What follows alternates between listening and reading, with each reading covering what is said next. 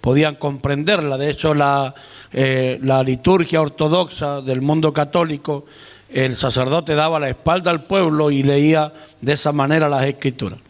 Hombres como Savonarola, como Erasmo de Rotterdam, el cardenal Cisneros y finalmente Martín Lutero van a comenzar a aportar para que las Sagradas Escrituras comiencen a traducirse a los idiomas vernáculos, es decir, a las lenguas que hablan los pueblos distintos a los que está llegando la iglesia.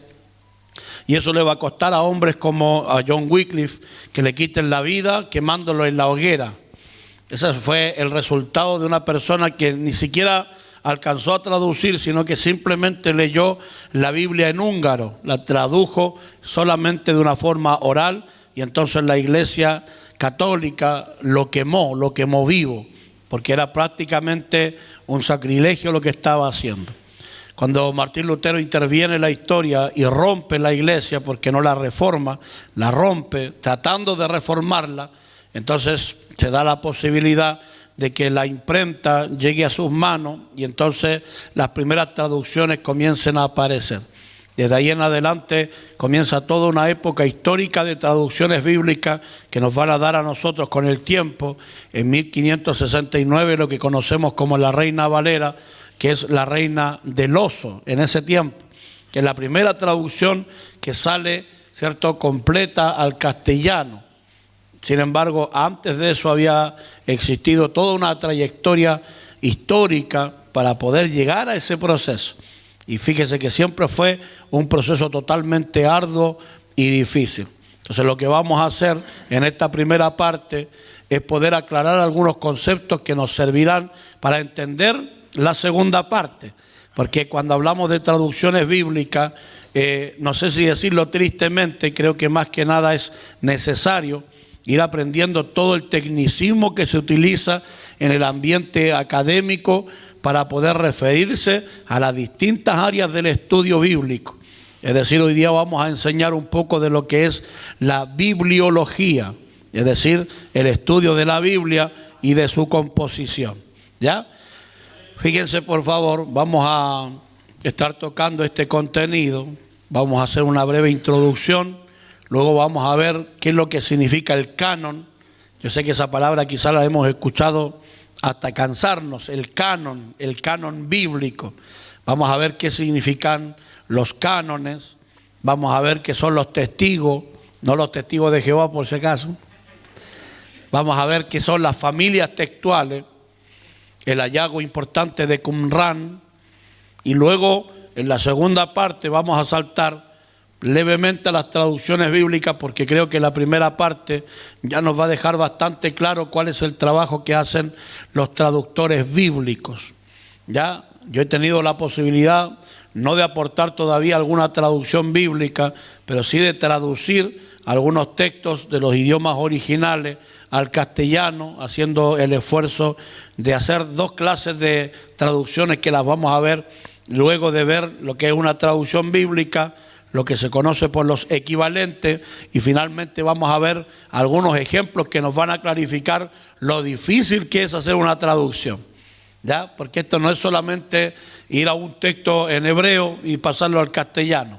Se van a dar cuenta que el trabajo que hacen quienes se dedican a esta obra de traducción, porque no solo se está transmitiendo al español, al castellano, sino a miles de lenguas que todavía no han llegado los textos sagrados, y que son los grandes desafíos que hacen hoy día organizaciones como Letra Chile. Fíjese, aquí en Chile hay alguien que se llama Letra Chile, una organización, y esas personas se dedican única y exclusivamente a esta labor, a enviar gente de misiones para poder conocer la cultura, la lengua nativa, y entonces relacionarse de tal manera que conozca los términos que usan para hablar de Dios, para hablar de salvación, y entonces comiencen todo un proceso de traducción.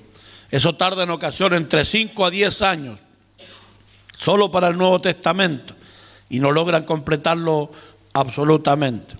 Hombres como David Livingstone, que fueron al África a trabajar, ellos se dedicaban día y noche a esta labor. Son cosas que a veces no las conocemos. David Livingstone, todos los conocen por las misiones, pero su labor estuvo radicada precisamente en las traducciones bíblicas y logró hacerlo. Dejó la Biblia en distintos dialectos que existen también en esos lugares. Entonces, cuando veamos los ejemplos, vamos a ver lo difícil que es hacer una traducción. Bien, vamos a partir entonces. Fíjese que alguien, necesito que me ayude, por favor, leyendo la carta a los Hebreos, capítulo 1, versículo 1 y 2, por favor. La carta a los Hebreos, capítulo 1, versículo 1 y 2, por favor. Si tiene fuerte voz, mejor todavía. Recuerden que este es un seminario bíblico. Por favor, mi hermana. ¿Cuál es su nombre, mi hermana? Hermana Jocelyn, por favor. Amén.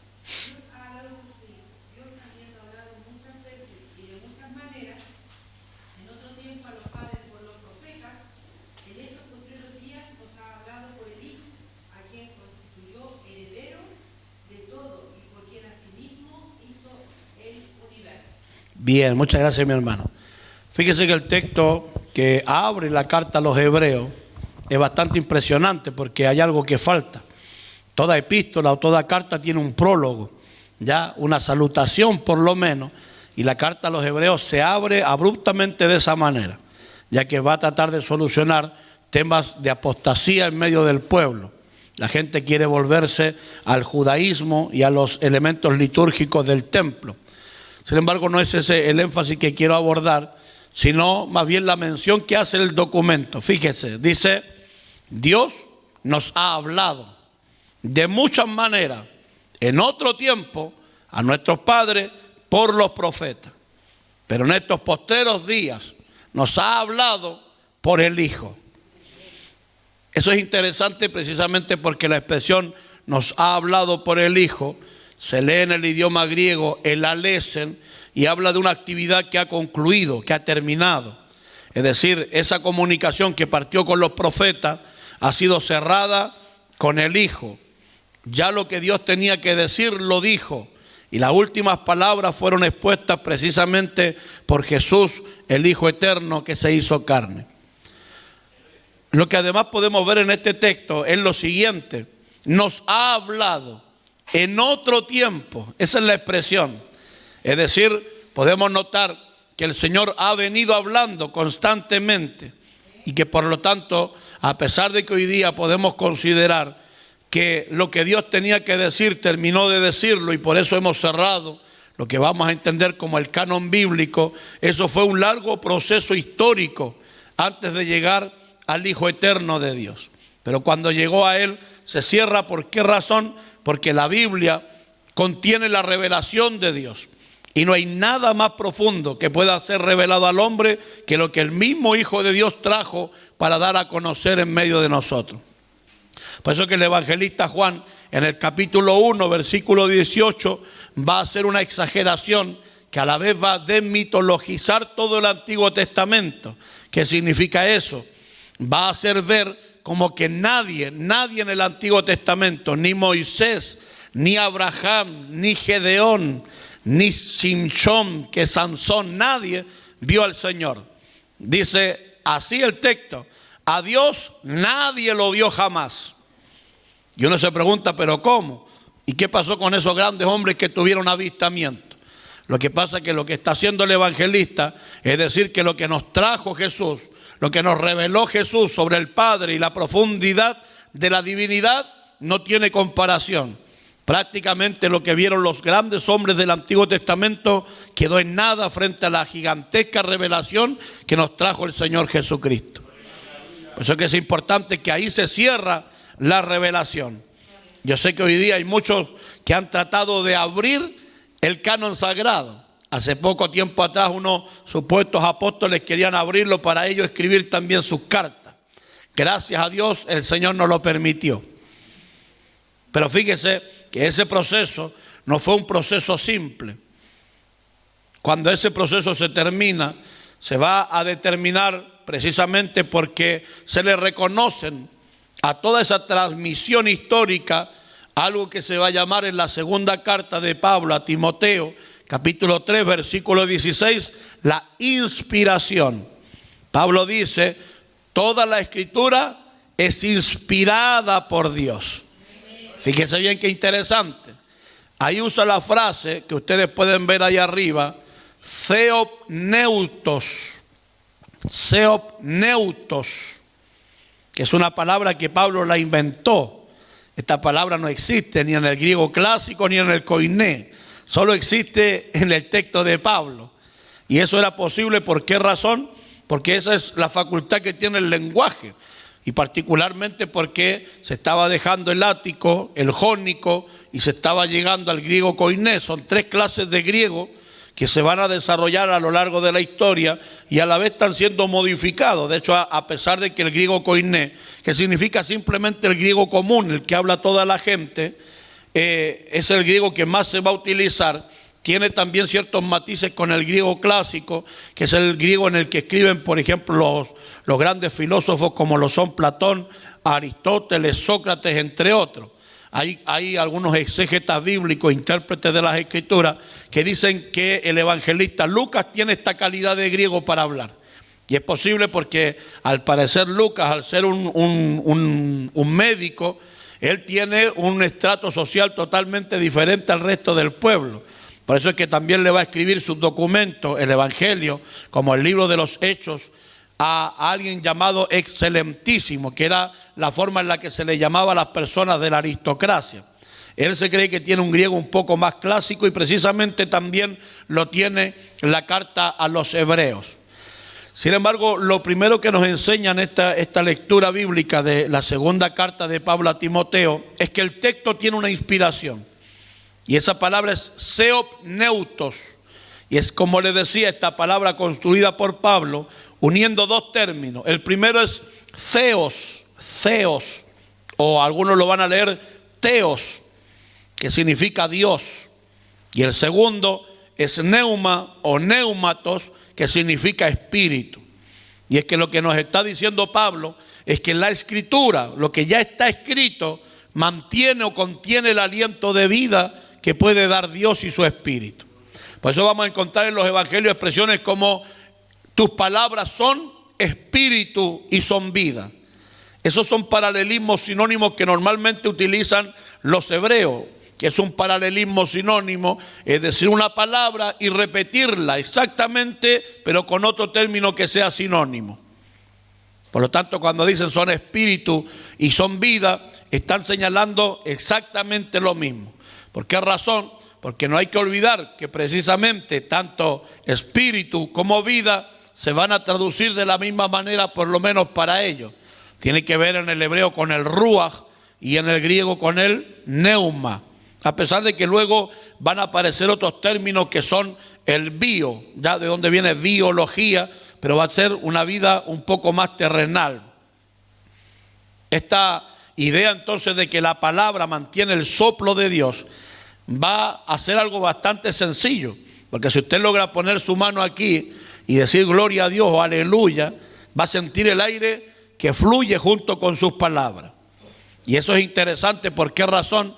Porque no nos olvidemos que Pablo es un judío, es un hebreo, y muy probablemente tiene en su mente Génesis capítulo 1, versículo 1 al 3, en el que se muestra que Dios ha creado todo lo que existe con el poder de dos grandes cosas que fueron considerados hasta el siglo III antes de Cristo los brazos del Señor. Uno es el Espíritu Santo, que según el versículo 2 se paseaba sobre la faz de las aguas, se movía. Algunos lo han interpretado como una paloma que está empollando vida precisamente, porque dice Merajefet bejarruach Elohim, que significa que el Espíritu estaba empollando vida. Algunos dicen que no, que simplemente significa la transmisión de vida al estar bordeando la tierra. Sin embargo, la esencia de transmitir la vida en ambos conceptos por lo menos va a ser transmitido correctamente. Eso es bastante interesante ya. Pero también recuerden que en el versículo 3 entra en acción el segundo brazo, el segundo elemento. ¿Cuál va a ser? La palabra de Dios. El texto dice, y dijo Dios, sea la luz, ¿Y qué pasó? Fue la luz. Por eso después los textos del Nuevo Testamento nos van a decir que por la fe creemos que todo fue hecho por la palabra de Dios. Colosenses capítulo 2, versículo 17 además nos dice que por esa misma palabra todo lo creado subsiste, es decir, mantiene su sustancia, no se mezcla. Fíjese que nosotros somos una infinidad de átomos que se reúnen para construir este hermoso cuerpo que ven aquí adelante. Y el que está también ahí sentado. Pero no me mezclo con las moléculas de las mesas, ni de esta esponja, porque Dios mantiene cada cosa en su sustancia. Fíjese que el agua está compuesta por H2O, es decir, hidrógeno y oxígeno. Pero eso no se deshace, no desaparece por una sola cuestión. Dios mantiene su sustancia con el poder de su palabra y de su espíritu. De hecho, por eso es que fue considerado el brazo del Señor dentro de los primeros siglos. Cuando ya llegan al siglo III, año 300 antes de Cristo, esto ya va a cambiar y no van a ser personajes que van a trabajar hacia afuera de Dios, sino ahora van a ser partes de Dios que interactúan también con todo lo creado. Por eso el mismo Señor Jesucristo en el Evangelio según Lucas capítulo 18 va a decir: si yo, la palabra encarnada, por el Espíritu de Dios, echo fuera demonios, entonces el reino de los cielos ha llegado. Sin embargo, recuerden, lo parafraseé para que lo entendieran.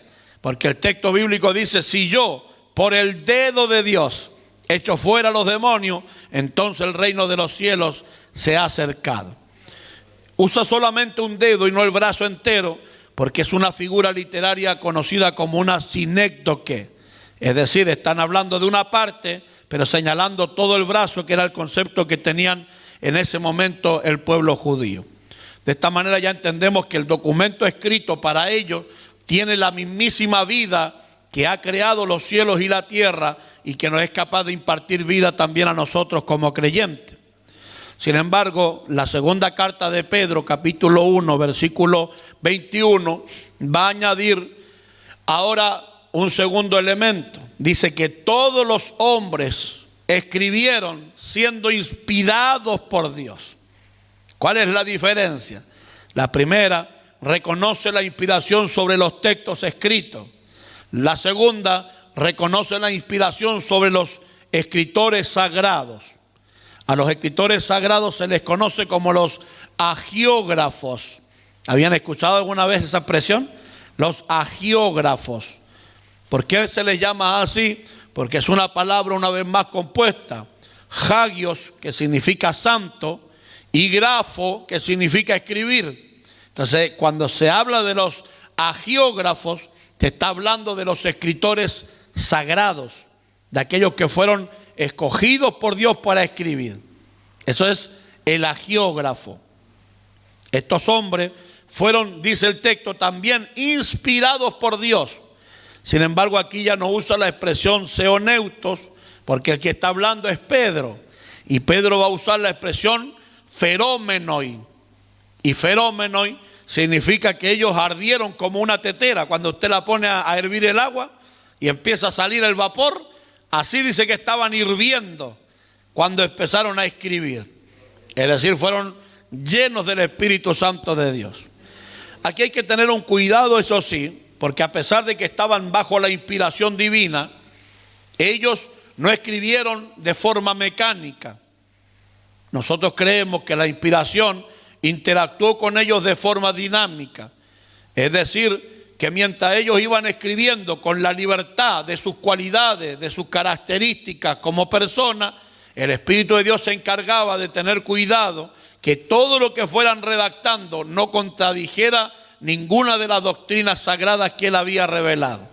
Porque antes de la inspiración viene la revelación, que es el momento en el que Dios se muestra a los hombres, interviene en la historia y entonces ellos comienzan a contarla, pero luego que la cuentan tienen que pasarla al papel para que pueda prevalecer en el tiempo. Entonces eso es interesante.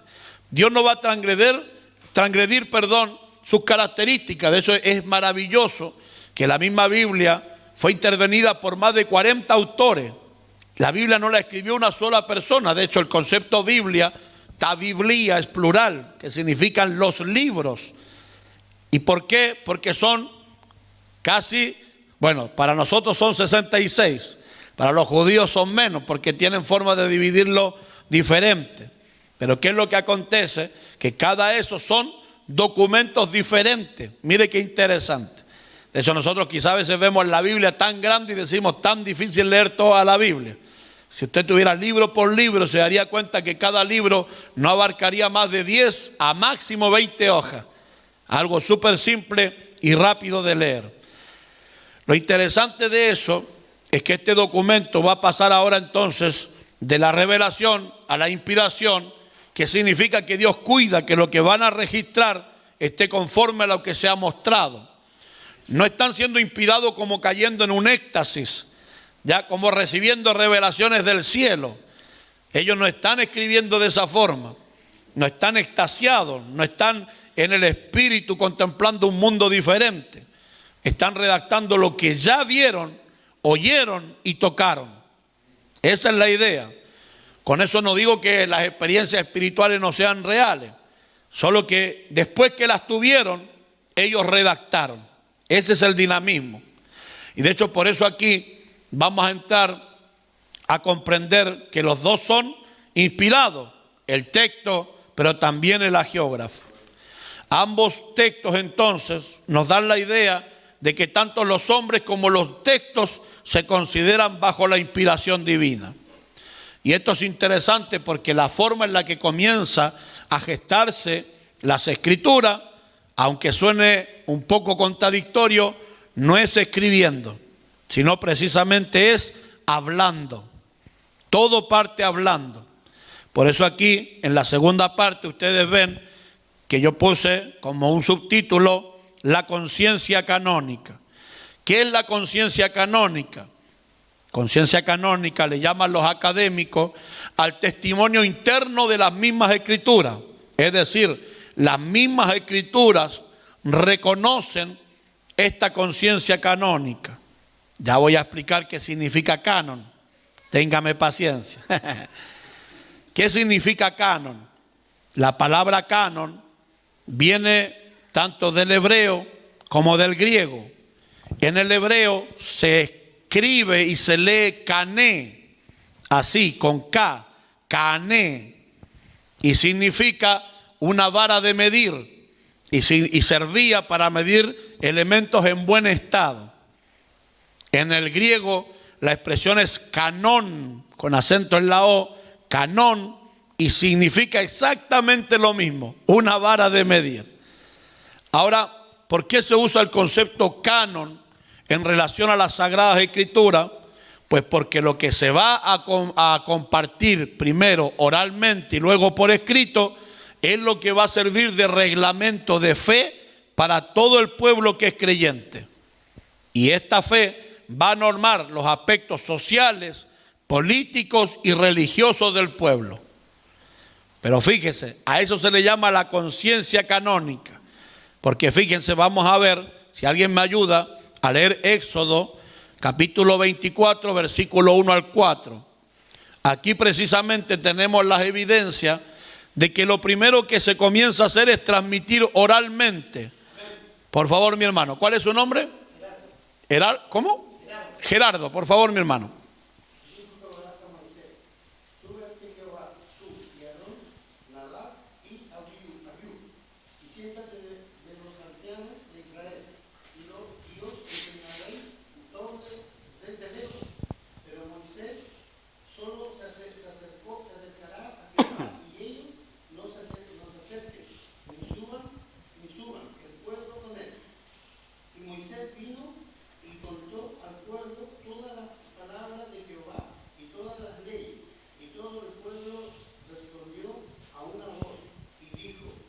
Haremos todas las palabras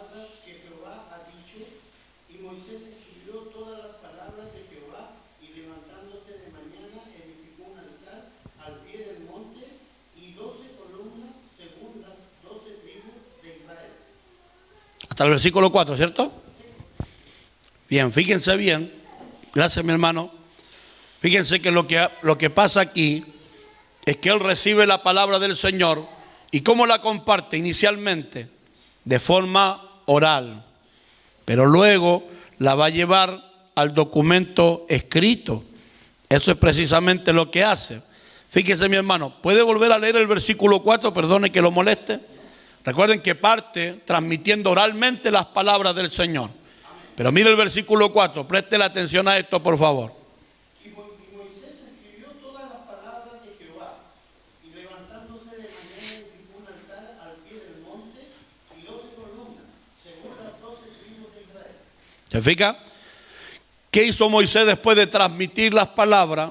Fíjese, oralmente, de que el pueblo dijera, haremos todo lo que el Señor nos mandó. Ojalá que algunos fueran así.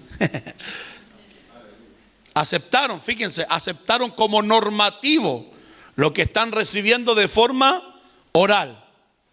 Normativa de vida en todos los aspectos. No hay que olvidarse que estamos en Oriente y todo es teocéntrico. Es decir, política, sociedad, religión, familia, todo incluye a Dios. Entonces, fíjense, cuando ellos reciben las palabras orales de Moisés, dicen, sí, haremos como el Señor nos mandó, y aceptan que es una norma para ellos. Y luego, ¿qué hace Moisés? Las escribe. A esto se le va a llamar la conciencia canónica. Es decir, van a presentarse evidencias internas de que las escrituras reconocen ser sagradas, aún antes de pasar al documento escrito. Fíjense bien, a la transmisión oral se le va a conocer como el canon activo. Guarden esas palabras. Recuerden que esta primera parte, para los que se han ido añadiendo, es simplemente aclaración de concepto. Cuando se escucha hablar del canon activo, es simplemente la transmisión de forma oral.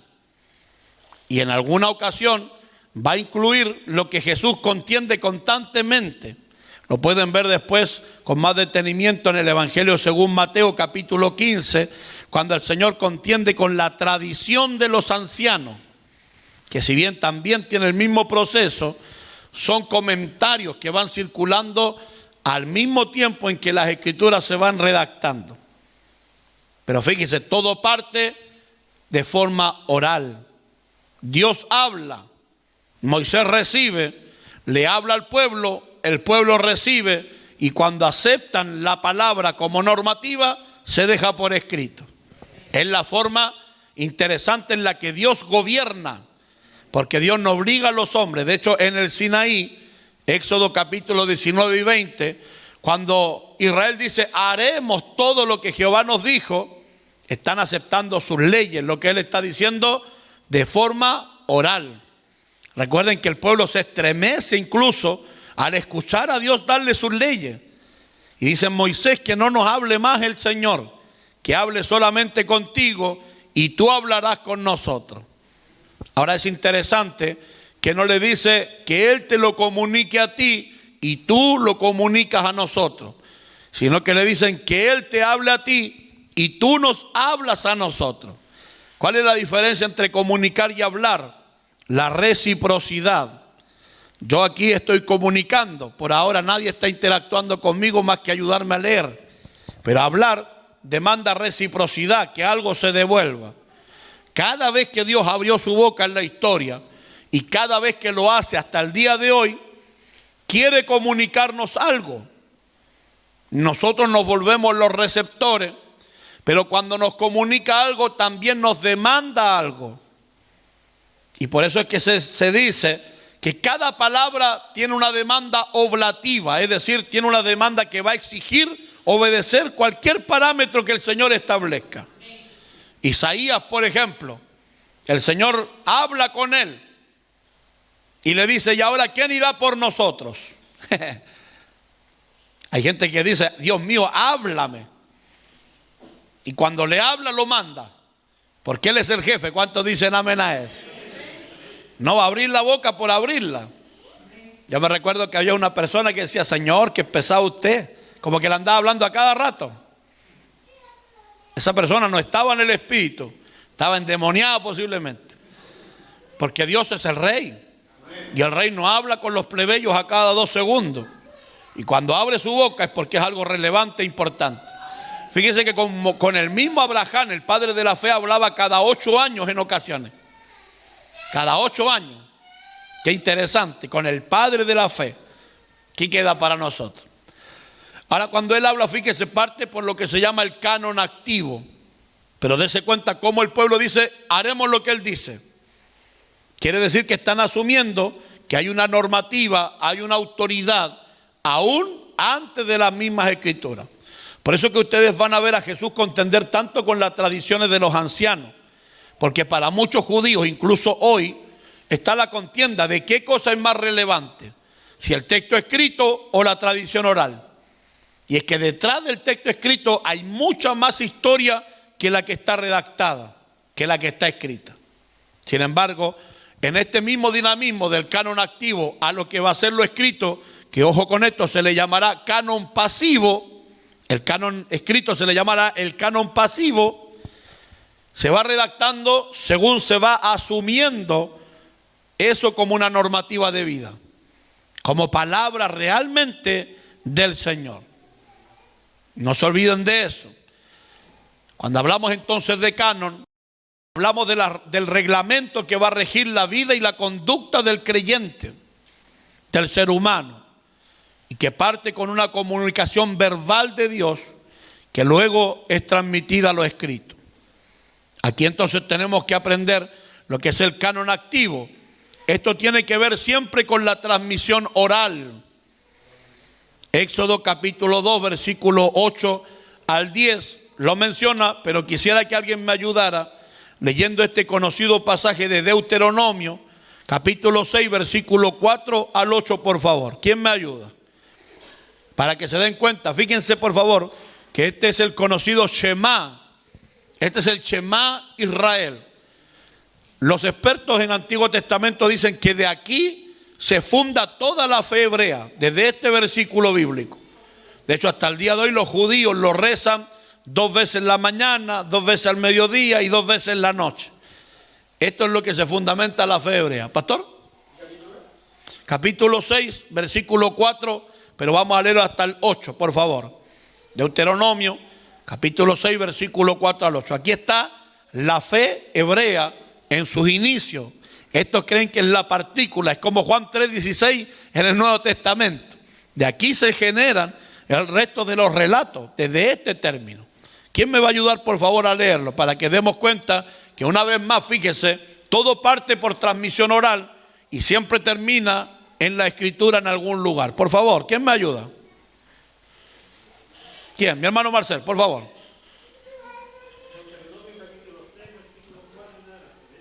Hasta el 8.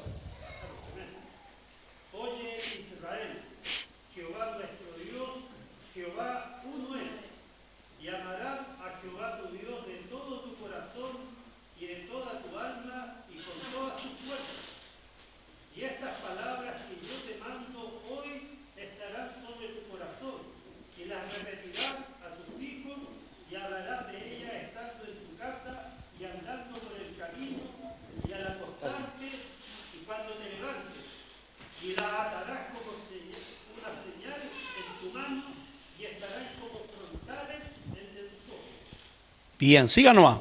Fíjese que hasta aquí, ese es el 8. Fíjese, hasta aquí, ¿qué es lo que vimos? Transmisión ¿cómo? ¿Activa o pasiva? ¿Pasiva? ¿Segura? Activa. Se las dirá, se las repetirás al acostarse, al levantarse, andando con él por el camino. No tengan problema equivocarse, estamos para aprender acá. Entonces, es activa. Fíjese, la fe hebrea parte con un elemento activo. Lea el versículo que sigue, por favor, mi hermano Marcelo. Y las escribirás en los postes de tu casa y en tus puertas. ¿Te fijas? Y ahora las escribirás. Y a pesar de que no está hablando directamente de la ley, sí está hablando de la ley escrita. Porque ese es el mecanismo constante. De hecho, en el Nuevo Testamento pasa exactamente lo mismo. ¿Cuántos libros escribió Jesús? ¿Quién lo sabe? Ningún libro. Exacto. Jesús no escribió ni un libro. ¿Quiénes escribieron? Los que oyeron a Jesús. Entonces, ¿cómo partió la tradición del Nuevo Testamento?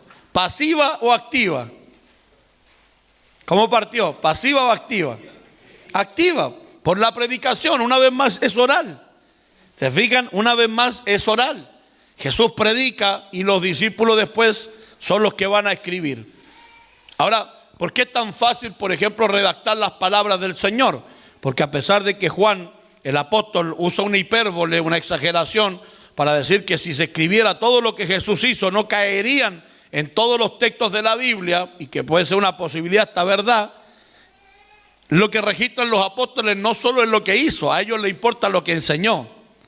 Porque la palabra es una vez más la que va a establecer una normativa de vida, fíjese bien. Una normativa que va a regir a la iglesia. Y por eso que de hecho Orígenes dice que los evangelios son tan importantes, porque lo que van a hacer es normar la conducta de la iglesia a lo largo de su historia. Antonio Piñero, que es un reconocido filólogo, se dedica precisamente al Nuevo Testamento, siendo un escéptico, un no creyente, que es un defensor del Jesús histórico, de que Jesús sí existió. Él reconoce que es simple porque precisamente la gente está acostumbrada a memorizar todo lo que se le dice. Bueno, los que son un poco más adultos sabrán que antiguamente ni la calculadora usaban. Algunos la calculadora científica era esta, ahí. ¿Cierto? Y por la mente nomás, sacaban cálculos. La gente de antes usaba más la mente que nosotros. Hoy día, ¿quién se acuerda cuál es el número de teléfono de la mamá? Porque uno le pone mamá nomás, ¿cierto? Y hasta una foto de la mamá si quiere para que no se lo olvide. ¿Ya? Para que sepa cuál mamá lo está llamando. Entonces, fíjese bien que nosotros no estamos usando nuestra memoria, nuestra mente. Y fíjese que hace poco una psicóloga mostraba cómo funciona el cerebro, tanto de un niño como de un adulto, en la sociedad en la que estamos, precisamente por el bendito celular. Y tomó 2 kilos de azúcar y se le echó en un cerebro ficticio que tenía, lógico. Y si a esto les pasa a la gente que pasa metido en el celular. Porque fíjense, ya ni siquiera lo usamos para pensar. Pero antiguamente, ¿se acuerda? Nos teníamos que memorizar todos los números. O a más andar con una tarjetita que se abría y llegaba hasta la puerta ya. ¿Dónde registré a mi mamá? Pero en esa sociedad, fíjense lo que mostró Deuteronomio, y se lo muestro distanciado. Deuteronomio es bastante antiguo comparado con la tradición de Jesús. Fíjese que son distintas épocas, pero en la que se está transmitiendo exactamente de la misma manera. Todo parte oral y luego parte a ser escrito. Al oral se le llama activo y a lo escrito se le va a llamar pasivo. Entonces no pierdan de vista eso, porque recuerden que esta primera parte es enseñarle lo que tiene que ver con los términos que usan los académicos. Pero también se le va a llamar canon, ¿por qué? Porque va a ser la regla de fe que va a medir nuestras conductas, que nosotros vamos a aceptar, igual que Israel, diciendo, sí, haremos todo lo que tú digas, Señor. Jesús va a dar, fíjese, mayor realce, de hecho, al escrito, y aquí va a haber un cambio. A pesar de que Jesús habla, Él le da mayor importancia a lo escrito que a las tradiciones. Alguien que me ayude, por favor, con el Evangelio según Mateo, capítulo 15, versículo 1 al 3. Y otro que me ayude con el Evangelio según Mateo, capítulo 23, versículo 2 al 4. Aunque podemos leer desde el 1, pero del 2 al 4. Hermano, ¿usted me va a ayudar? Ya, 23, versículo 2 al 4. Fíjense bien, por favor, lo que dice este texto. Presten atención. En la cátedra de Moisés se sientan los escribas y los fariseos. Así que todo lo que os digan que guardéis, guardadlo y hacedlo. Mas no hagáis conforme a sus obras, porque dicen y no hacen.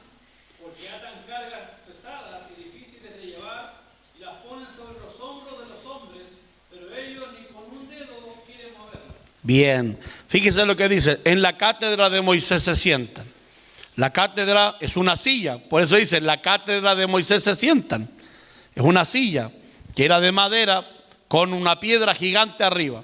Esa piedra representaba el monte Sinaí, y cuando ellos se sentaban sobre esa piedra, lo que tenían que hacer era leer la Torá, pero tal cual estaba escrita. Ahí no se permitía ni tradiciones, ni interpretaciones, no, solo la lectura. En el principio creó Dios los cielos y la tierra, y la tierra estaba desordenada y vacía. Y el Espíritu de Dios, entonces se tenía que leer tal cual estaba. Si él decía en el principio cuando nada existía, entonces tenían todo el pueblo derecho a matarlo, a apedrearlo, a quitarle la vida. Por eso cuando Jesús dice hagan como ellos dicen, lo que está haciendo es hagan lo que dice la Escritura. Y Jesús va a resaltar las Escrituras. Y después dice y no como ellos hacen, porque lo que ellos hacen está contendiendo con sus tradiciones, con sus interpretaciones, con esa transmisión oral con la que tanto luchó el Señor Jesús. Porque fíjese que había una tradición que si usted estaba viviendo el Shabbat y caminaba 900 metros, si daba un paso más, quebrantaba el Shabbat. Estaba en pecado y podía hasta morir. Entonces, si un judío llegaba a la puerta de la casa y daba el paso 900, se tenía que quedar ahí hasta que terminara el Shabbat.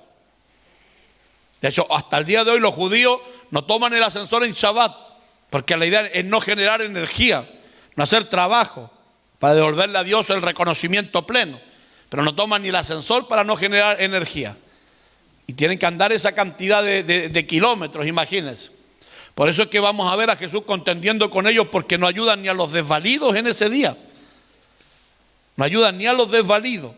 Y por eso Jesús, como es el Señor, precisamente como Él dice, el Señor del Shabbat, Él no lo quebranta. Le da el sentido correcto conforme a las Escrituras. Miren qué interesante.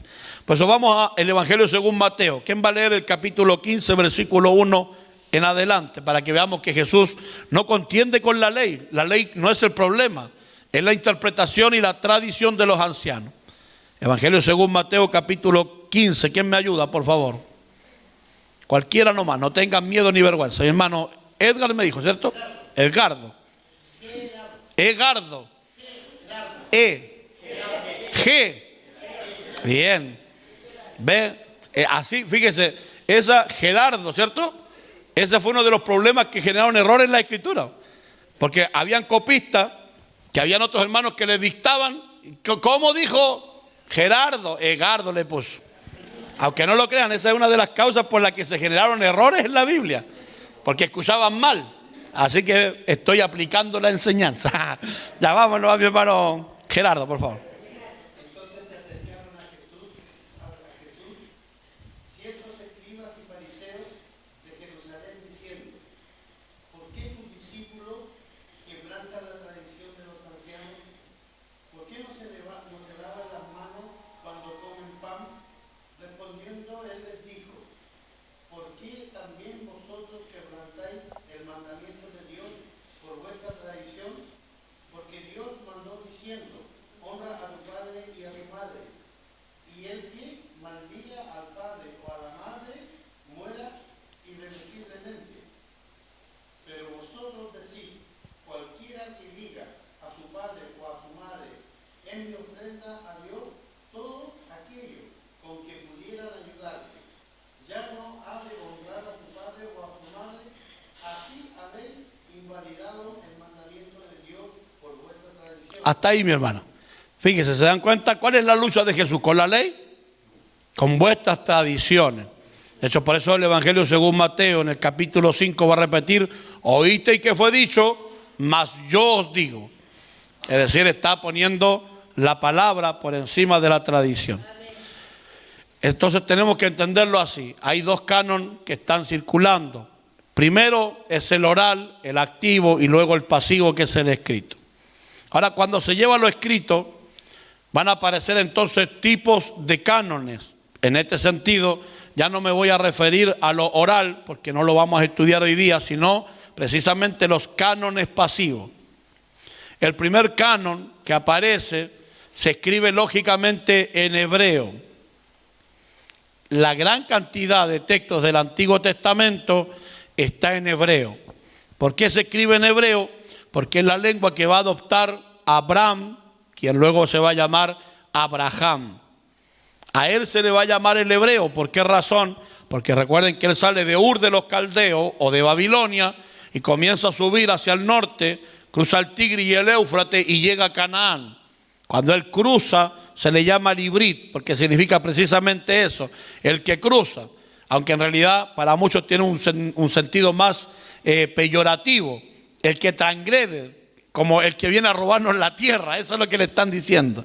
Entonces a Abraham se le va a llamar el ibrit, el primer hebreo va a ser Abraham, el que transgrede las tierras, el que está traspasando a tierras que no le corresponden. Este hebreo va a ser asumido también ahí en Canaán.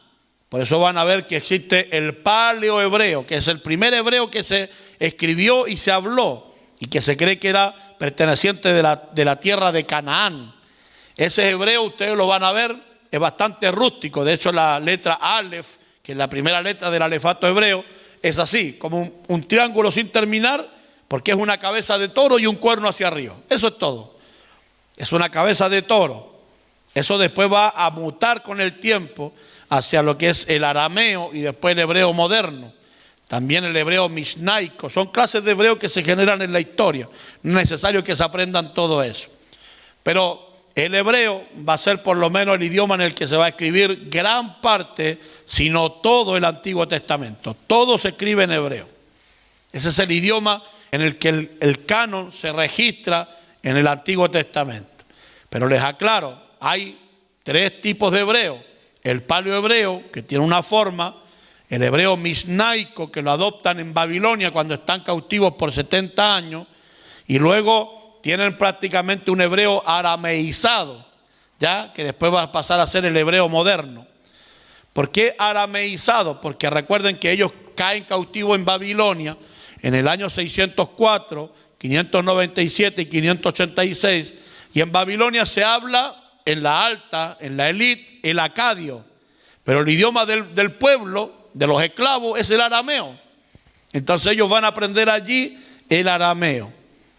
Por eso es que cuando leemos Esdras capítulo 8, dice que Esdras, cuando lee la ley durante medio día al pueblo, están sacerdotes también poniéndole el sentido a los oyentes.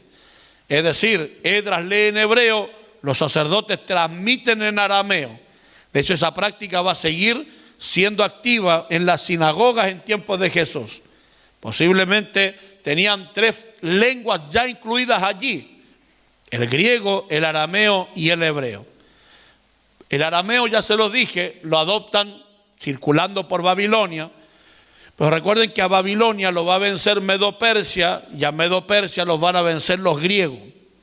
Cuando Alejandro Magno establece en el año 333 a.C. su imperio, domina todas las tierras que eran de los medo-persas, los babilonios, los asirios, incluso llega al Alto Egipto y toma también dominio entonces de Jerusalén.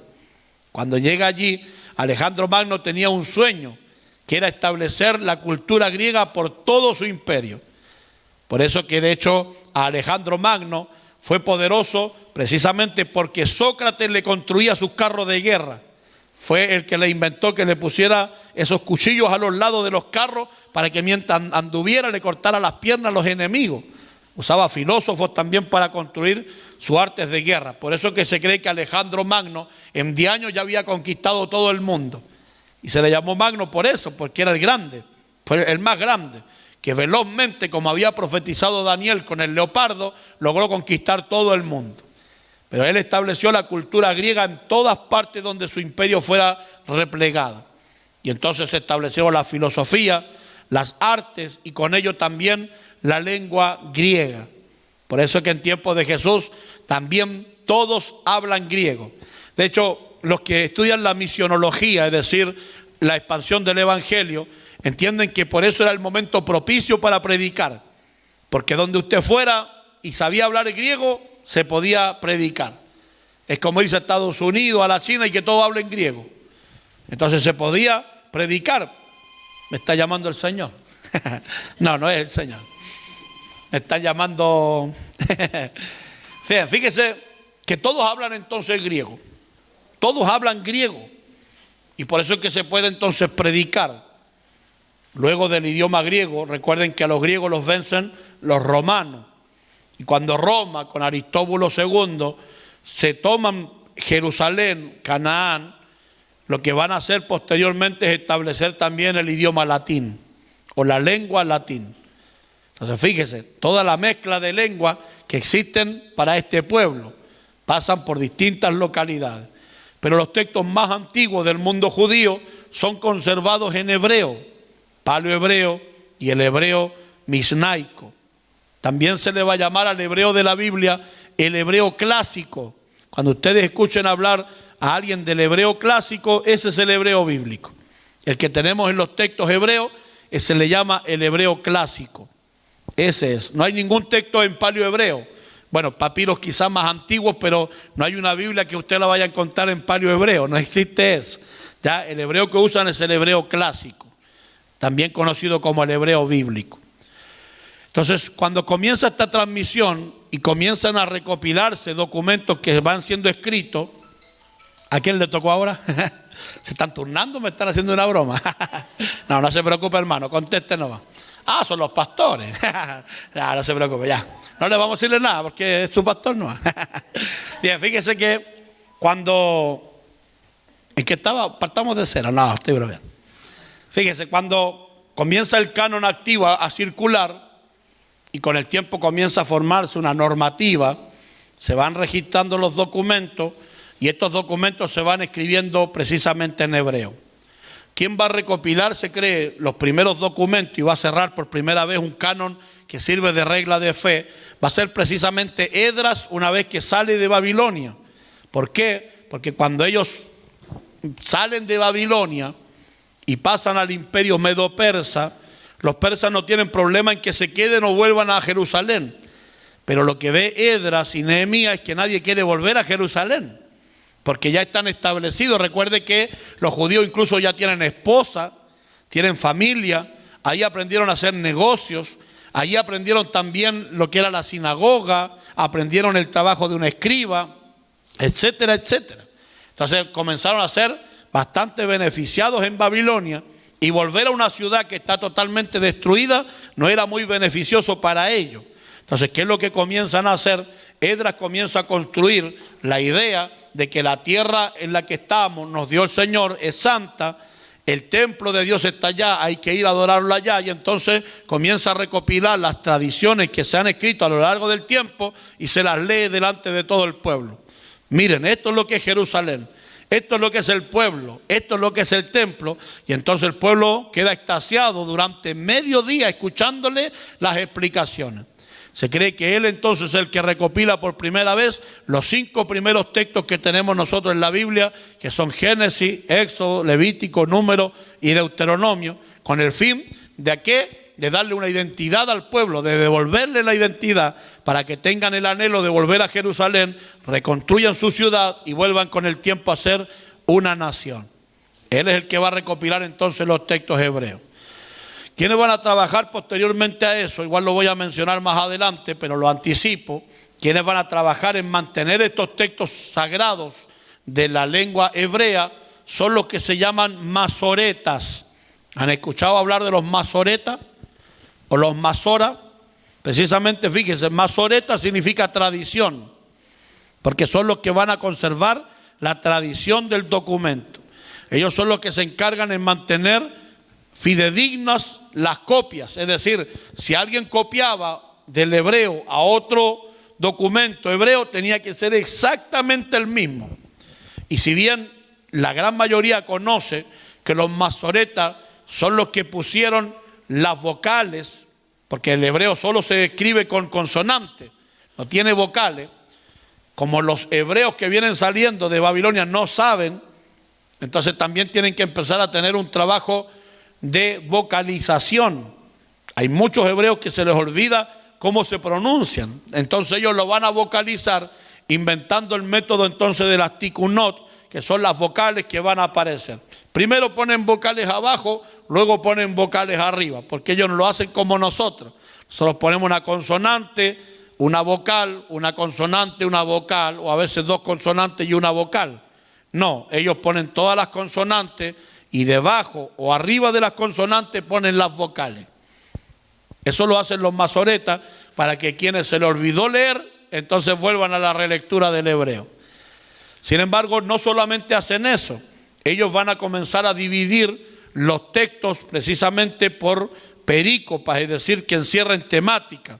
Porque otra cosa importante es que todos los textos están escritos juntos, no se separan como nosotros, no hay espacios, todo es junto y todo es en mayúscula.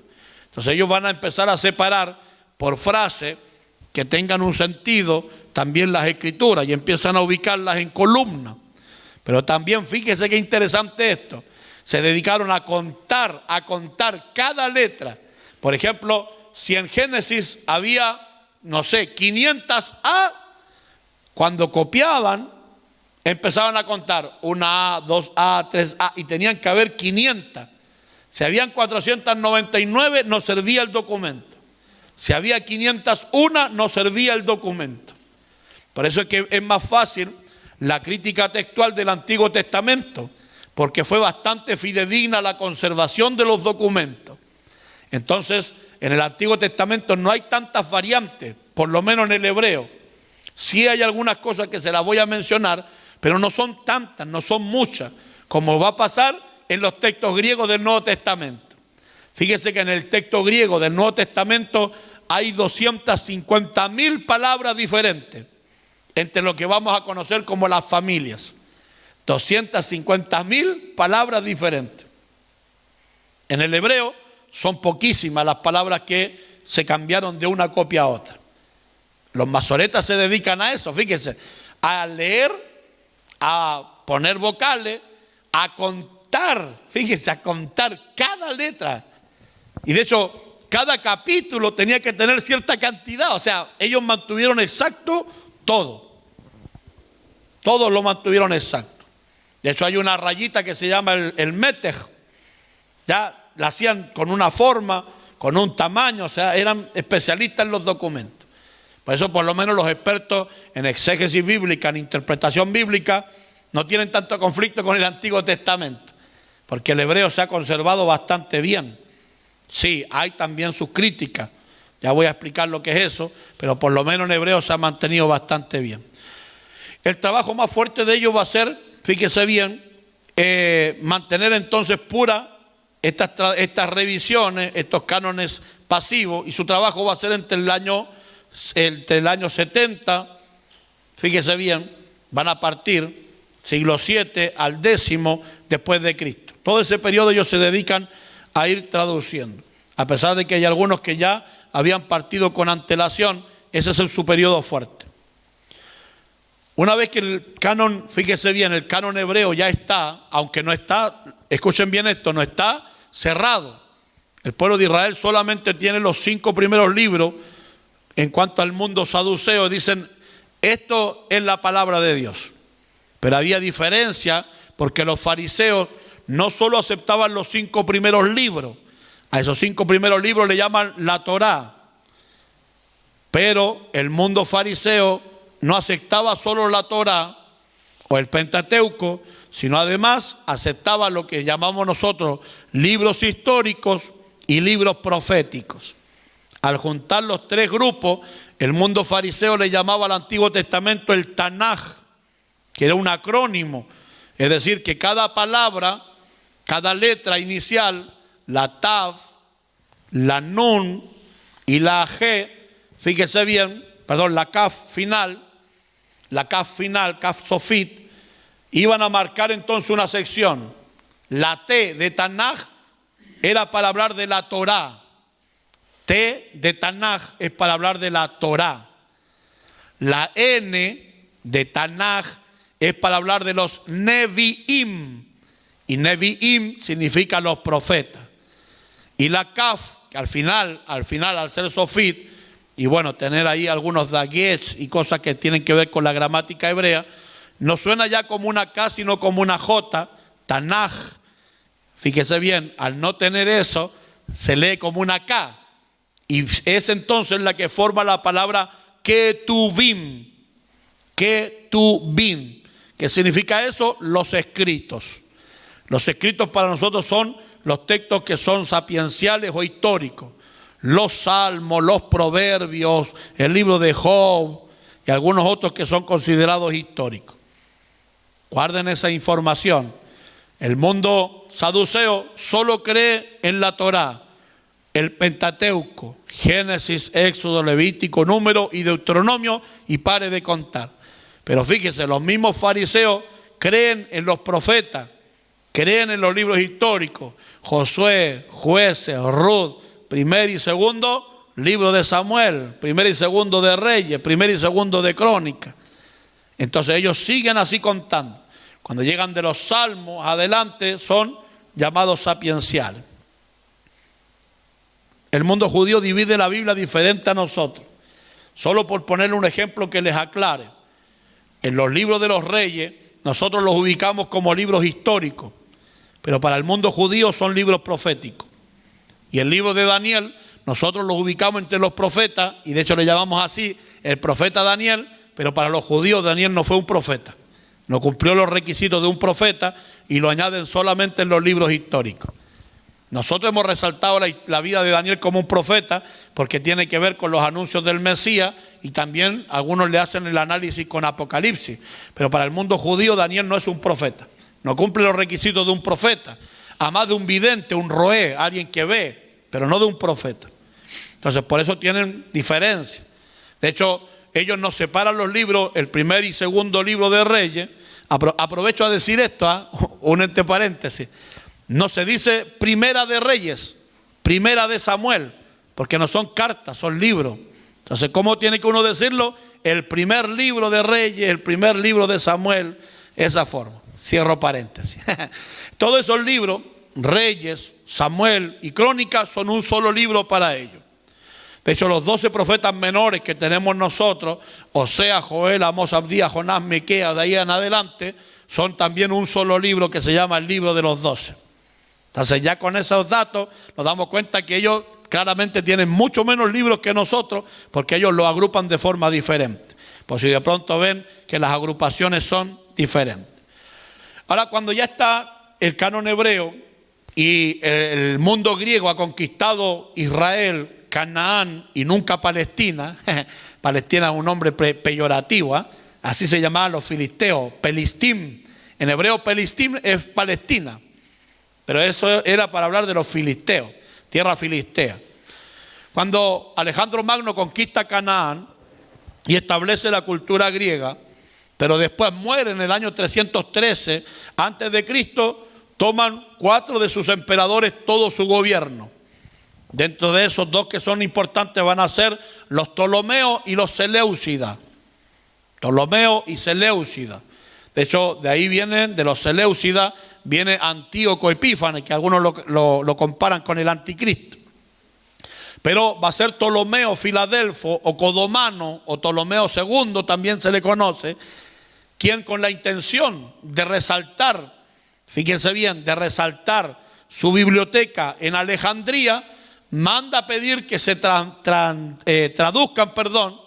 todos los textos hebreos ahora al idioma griego. Y aquí hay una leyenda, porque la leyenda dice que llamó a 70 ancianos de Jerusalén y lo encerró durante 7 días, a cada uno aparte, y cuando salieron después de 7 días, cada uno había traducido todos los textos hebreos al griego y no habían tenido ninguna diferencia. Esa es la leyenda, porque la verdad es que se tardaron como 200 años en traducir, porque traducir no es fácil, menos de una lengua a otra, y no fueron 70, sino que fueron 72 ancianos de Jerusalén que tradujeron las escrituras al griego.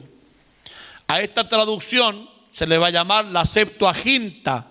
¿Han escuchado hablar de ella? La Septuaginta significa la traducción de los 70. Confirmó el Señor, ¿ve? La traducción de los 70. Entonces, ¿por qué se le llamó así? Por la cantidad que tradujo, lógicamente, de una lengua a otra. La intención era conservarla en la gran biblioteca, y al ser traducido al griego, aquí encontramos también una diferencia entre los cánones. ¿Por qué? Porque el canon hebreo solo aceptaba como sagrado lo que había sido escrito en Jerusalén, lo que había sido escrito en hebreo y por algún personaje importante de Israel, un profeta, un rey, un libertador. Ellos no aceptaban libros que vinieran de personas que nadie conocía. De hecho, esos libros que no se conoce su procedencia se le van a llamar apócrifos, que significan libros oscuros, porque no nacieron en Jerusalén y nadie sabe quién los escribió. Pero también le van a llamar apócrifos a los que se escribieron fuera de Jerusalén, en lo que se conoce como la diáspora, bajo la cultura griega.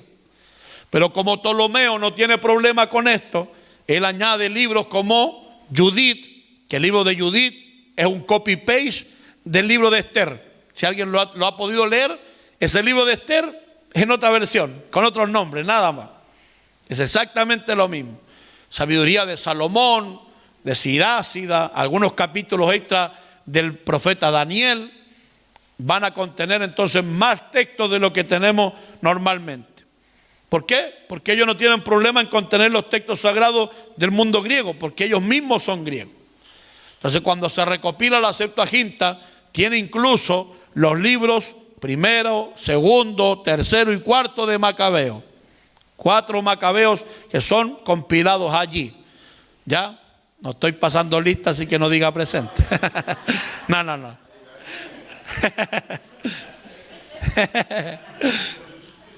Esto la mano que presente, profesor. Digo, no. Fíjate, el Macabeo chileno es otro, ¿ah? El Macabeo es una historieta. No sé si algunos lo leyeron. Era una historieta de una persona que era muy canchero cuando estaba fuera de su casa, con las mujeres y todo, y cuando llegaba a la casa la mujer lo ponía a lavar los platos, a hacer el aseo, y ella se acostaba a ver tele. El Macabeo del que yo estoy hablando es de Dios. Los Macabeos significan los martillos, ¿ya? Y son descendientes de Matatía, que se opusieron precisamente al mundo griego. Todos esos libros de los Macabeos contienen la historia de los 400 años de silencio entre el último profeta que anuncia en Israel y la voz de Juan que se alza cuando va a venir el Mesías. Ahí ocurren muchas cosas históricas. Si ustedes se fijan, en el Antiguo Testamento nunca se menciona un fariseo, ni un saduceo, ni siquiera la sinagoga. Y uno se pregunta cuando ve los evangelios, ¿de dónde salieron estos? Bueno, porque entre el último profeta del Antiguo Testamento y el evangelio de Mateo hay un lapso de 400 años llamado de silencio, aunque de silencio no hubo nada. Hubo mucha historia y conquista. Ahí entran los griegos, entonces ellos no tienen problema con esto. Ya Alejandro Magno ha establecido su cultura por todo el imperio conquistado, y cuando Roma toma el poder, Roma no tiene conflicto con que sigan usando la lengua, especialmente en el comercio.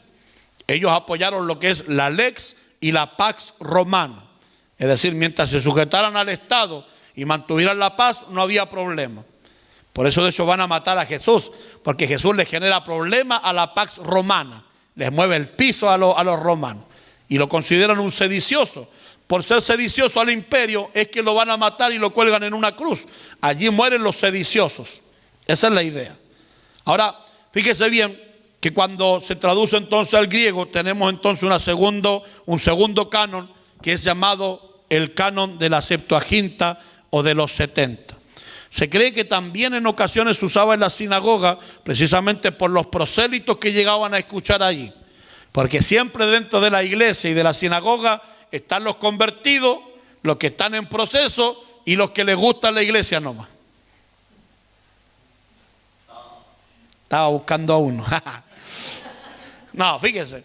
Entonces ellos tenían eso. De hecho, por eso a Pablo le era tan fácil predicar en la sinagoga, porque sabían que habían prosélitos nomás, otros que estaban empezando y otros que eran simpatizantes, que iban porque les gustaban los himnos, los coros y esas cosas.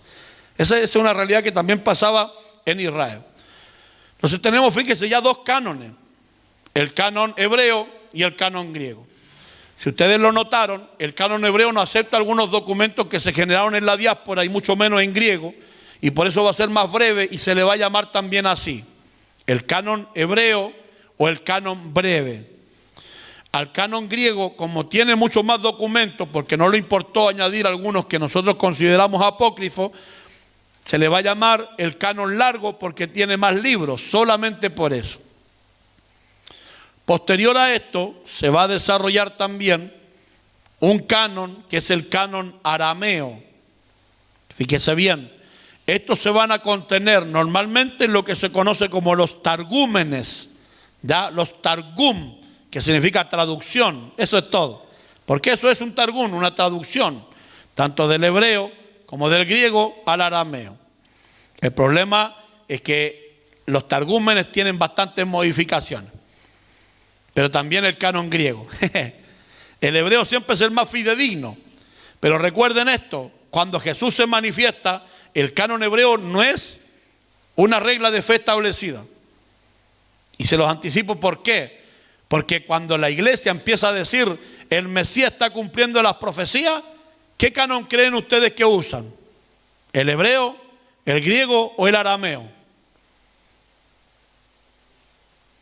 Díganlo sin miedo. ¿Cuál de los tres cánones? ¿El griego? ¿Quién dice más? Probablemente, ¿por qué? ¿Ya? ¿Qué piensan? Vamos, opinen con libertad. Reflexionen. ¿Cuál sería el más lógico que usara? El hebreo, porque es la lengua sagrada, ¿cierto? Pero no, la iglesia no usó el hebreo. La iglesia usó el canon griego. Y yo les voy a dar algunas evidencias, algunos tips de los que hacemos exégesis bíblica y que nos metemos en estos dilemas de las lenguas bíblicas. Usaron el texto griego. Y por eso es que una de las críticas que ustedes van a encontrar, yo hoy día voy a enseñarles a defenderse contra esa crítica, es que el Nuevo Testamento cuando dice, esto lo cumplió el Señor, porque lo dice Isaías, lo dice Miqueas, y uno va al texto hebreo de Miqueas y no dice lo que dice el Evangelio de Mateo, por ejemplo. ¿Y por qué no dice lo mismo? ¿Qué pasó aquí? Es porque no está basado en el texto hebreo, sino en el griego. Y eso va a ser bastante interesante. Por eso les aclaro que no son normativos, no están establecidos como quien no crea este texto bíblico. Eso va a pasar en el mundo judío, va a partir en Yamné, en el año 98, en un sínodo, donde van a empezar recién a dialogar, pero se va a cerrar posiblemente en el año 215 después de Cristo. Ahí recién van a decir ya, esto es lo que vamos a creer como pueblo judío. Recién en el 215, ya Jesús estaba en la gloria esperando volver por segunda vez. Los apóstoles ya habían partido todos en los brazos del Señor. Recuerden que el más viejo en morir se murió cerca del año 98 después de Cristo, que fue Juan. Todos los Juan viven harto, ¿eh? ¿Cómo estuvo esa profecía? Fíjense, Juan es el último en vivir de los apóstoles. Y ya entonces, mire, tenemos desde el año 98 hasta el 115, por lo menos 117 años de distanciamiento. Y recién allí van a cerrar su canon plenamente. Pero son, tanto para el canon cristiano como para el judío, son procesos largos de discusión. De hecho, fíjense, uno de los textos que más les costó asumir a los judíos es el del Cantar de los Cantares, el Sir Hasirim. ¿Por qué? Porque Filón dice, no, mira, aquí está la iglesia, ve la iglesia con Cristo, ella es morena porque el sol la ha mirado.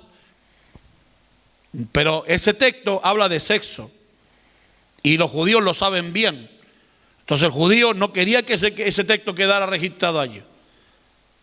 Y menos que y de hecho, a pesar de que está en el canon de ellos, no lo leen los niños. Los niños no pueden leer ese texto porque habla de sexo. Ahora, claramente habla de sexualidad en el plano de la pureza de la sexualidad. Pero es claramente un texto de sexualidad. Por eso es que los judíos, ese es el que más pelearon por, no, dejémoslo afuera, no se ve muy bien. El que aportó al diálogo fue Filón, porque Filón era un alegórico. Entonces él dijo, no, mire, esta es la iglesia y es Dios. Qué bonito, ¿ves? Y todos tiraron flores para arriba. Eso es lo que hicieron. Pero quienes conocen las exégesis de los textos y estudian realmente qué es lo que quieren decir, saben que esa es la realidad. Entonces fíjense que ellos también tienen su año de discusión.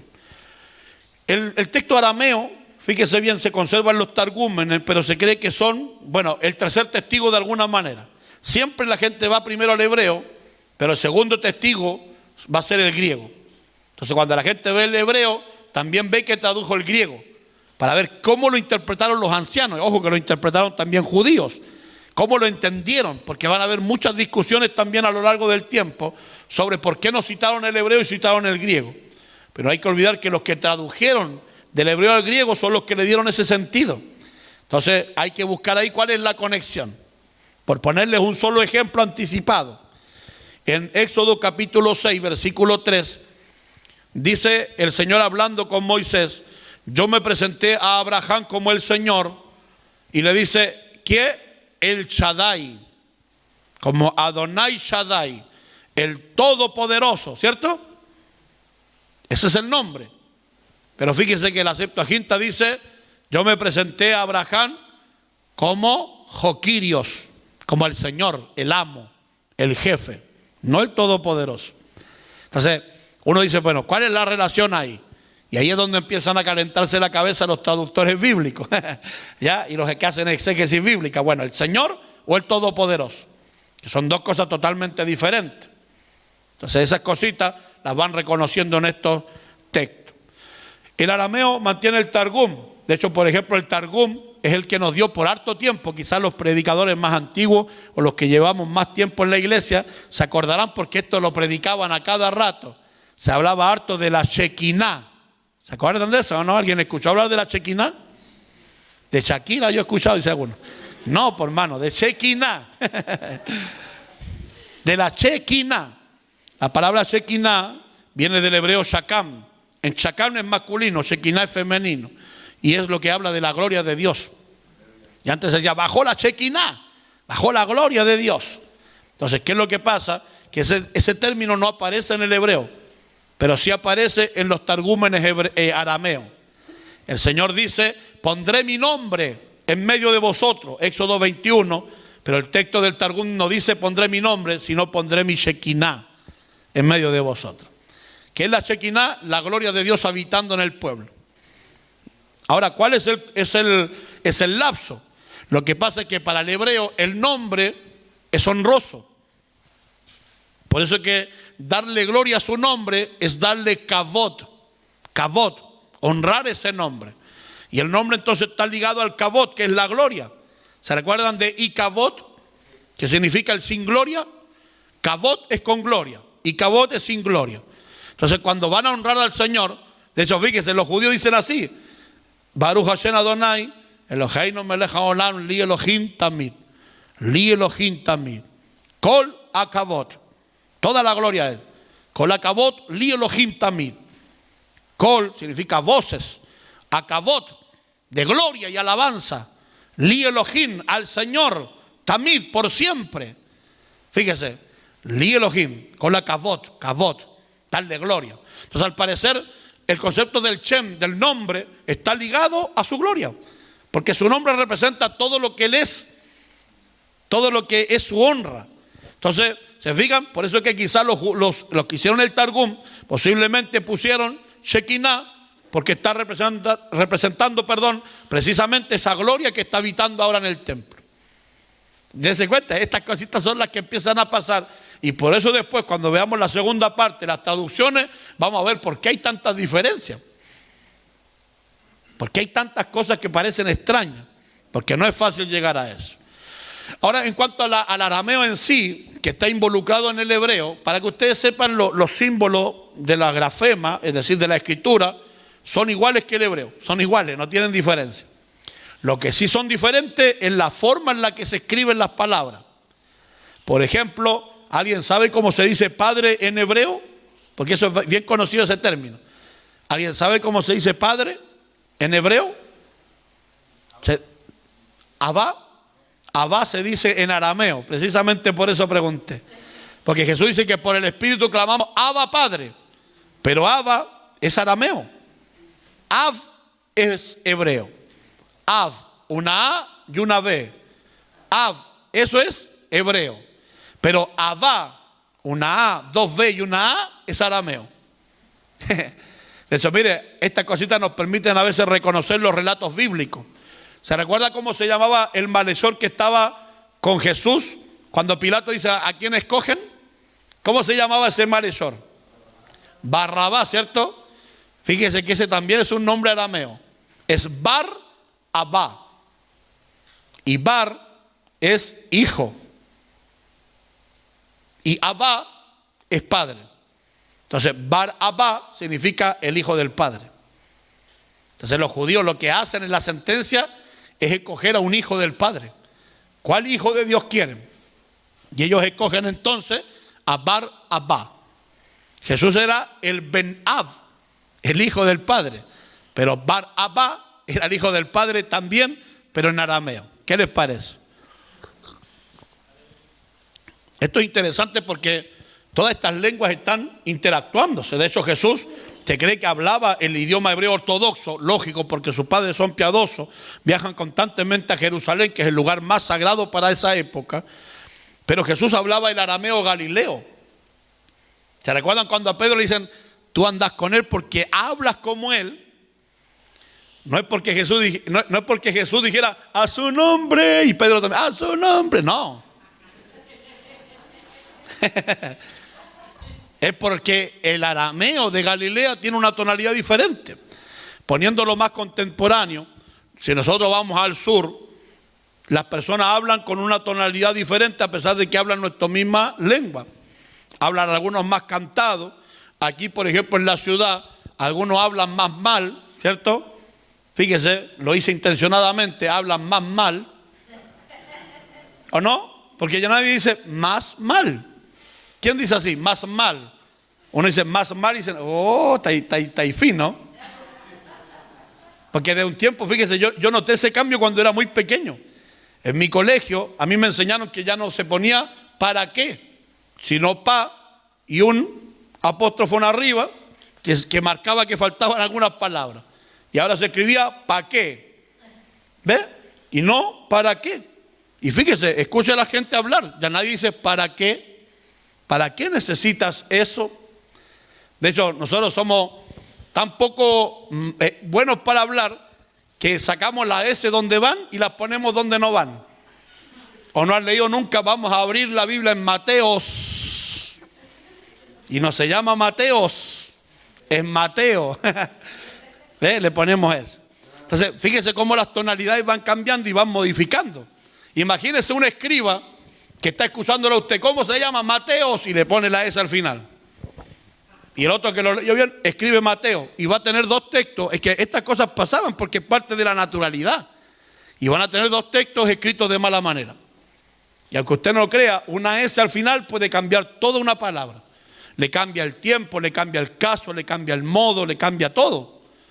Le cambia todo el sentido a la palabra con una sola letra que la escriba mal, al poder pronunciarla. Ahora, es interesante que de estos tres cánones, por lo menos que son los más potentes, hay muchos otros más que se utilizan, pero por no extenderme más en el tiempo, menciono esto, se van después a dividir los cánones que se aplican hoy día, el canon católico y el canon protestante. Nuestro canon protestante, ¿a cuál de estos tres creen ustedes que se inclina? ¿Al griego? ¿Quién dijo el griego? ¿Al griego? ¿Ya?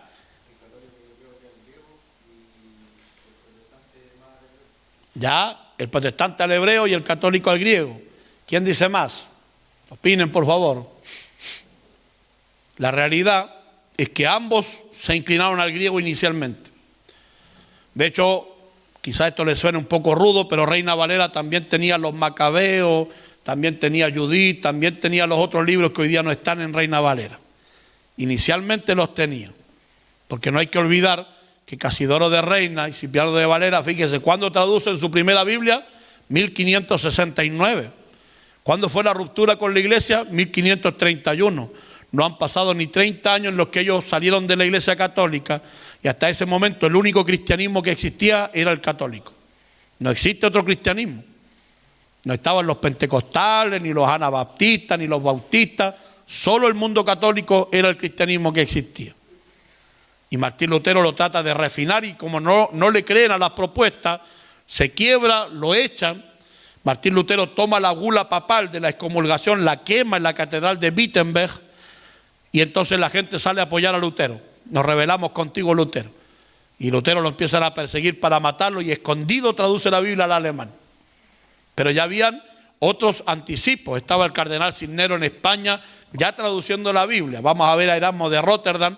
Pero todo eso después decae sobre Casidoro de Reina y Cipriano de Valera, que hasta ese momento el único cristianismo que conocen es el católico. Entonces no perdamos de vista la historia con honestidad, porque a algunos les da miedo decir, tenemos esa tradición católica. Sí, pero no somos católicos, por eso somos protestantes nosotros, porque cortamos con muchas cosas que la iglesia hizo mal. Y ahí volvimos entonces nosotros a la palabra. Inicialmente los van a tener, pero con el tiempo van a ir siendo purificados y se van a sacar. El mismo Martín Lutero va a apoyar esto. ¿Por qué? Porque precisamente hay muchos errores geográficos, por ejemplo en Macabeo. Hay otros textos que no apoyan la teología de Martín. Mire esa cuestión que interesante, como habían textos que apoyaban la doctrina más católica que la de Martín Lutero. Martín dijo, este texto no es bíblico. Así de simple. Y lo que hace que hasta el día de hoy lo halagan los hebreos, Martín Lutero, es volverse al canon hebreo. Él se vuelve al canon hebreo, entonces con eso se evitó bastantes dolores de cabeza, sacó todos los textos apócrifos y deuterocanónicos generados en el mundo griego, y entonces nos inclinamos nosotros con el tiempo a tener el canon hebreo también, el canon breve. Nuestros textos son exactamente los mismos que tiene el mundo judío. Mire qué bonito es eso.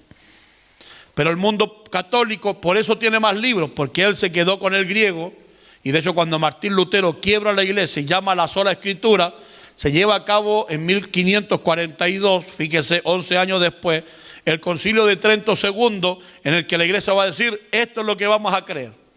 Porque Martín Lutero realmente revolucionó con su reforma.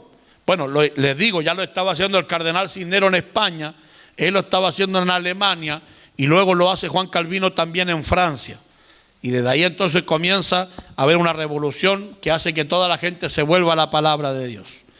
Entonces la iglesia siempre usó el canon largo, con el tiempo se refinó y llegó a la utilización del canon breve o el canon hebreo, que hasta el día de hoy le dan un like los judíos por eso, por volverse al texto hebreo. Fíjense, estos son los cánones pasivos que vamos por lo menos a tener como generales. La gran mayoría de estos, por lo menos el hebreo, solo está en el Antiguo Testamento. El canon de la Septuaginta también solo es del Antiguo Testamento, lo mismo con los targúmenes. Ya posteriormente se va a escribir el Nuevo Testamento en el idioma griego, aunque hay algunos como Papías, que es un padre de la iglesia, que propuso una teoría, porque no es comprobable ni demostrable, que Mateo escribió primero en arameo y después fue traducido al griego. Pero no hay ningún hallazgo que corrobore esa propuesta, solamente una mención de Papías. Y el problema es que Papías estaba enojado con que la gente escribiera, porque Papías decía que si la gente escribía se iba a perder la riqueza del oral, de hablarlo, de escucharlo. Pero la gente preguntó lo siguiente, ¿y qué va a pasar cuando muera Juan, el apóstol, el último que puede decir yo lo vi, yo lo oí y yo lo toqué? ¿Qué va a pasar cuando él muera? Entonces por eso la necesidad imperante de que el Nuevo Testamento se redactara, porque aparte, fíjense bien, ellos se han mantenido en lo oral, solo en lo oral. Pero de pronto se levantó el primer hereje de la historia que se llama Marción. No Marcioneque, Marción. Aclaro por si escucharon mal los escribas. Marción lo que hace es descartar muchos textos del Nuevo Testamento. No acepta ni una carta de Pablo, no acepta... él acepta muchas cartas de Pablo, pero no acepta los evangelios ni muchos textos del Antiguo Testamento. Porque Marción es un gnóstico. Y él dice, como Jehová creó la materia y Jehová, el creador de la materia, es malo, entonces hay que sacar todos los libros donde se hable de Jehová. Porque nosotros vamos a adorar al Dios de Jesucristo, decía Marción, que precisamente no es el mismo Jehová. Porque Jehová creó la materia y para el gnóstico todo lo material es malo. Eso es interesante. Entonces, en reacción a esas primeras herejías, la iglesia va a comenzar también a redactar sus documentos evangélicos en defensa de la fe. Pero antes, hasta eso todo era oral. Pero Papías va a proponer que se escriba en arameo, pero les repito, los que buscan los papiros, los textos más antiguos, están de acuerdo en que fue escrito en griego y no hay ninguna evidencia de que eso haya sido escrito de otra manera. Ninguna evidencia. Bien, voy a avanzar un poquito más rápido, porque esto es más que nada mencionar. Fíjese bien que una vez que están estos textos que son completos, van a aparecer a través de la historia también lo que se conoce como testigos textuales. ¿Qué son los testigos textuales? Son copias hechas a mano en distintos materiales, pero todo esto fueron antes de la creación de la imprenta.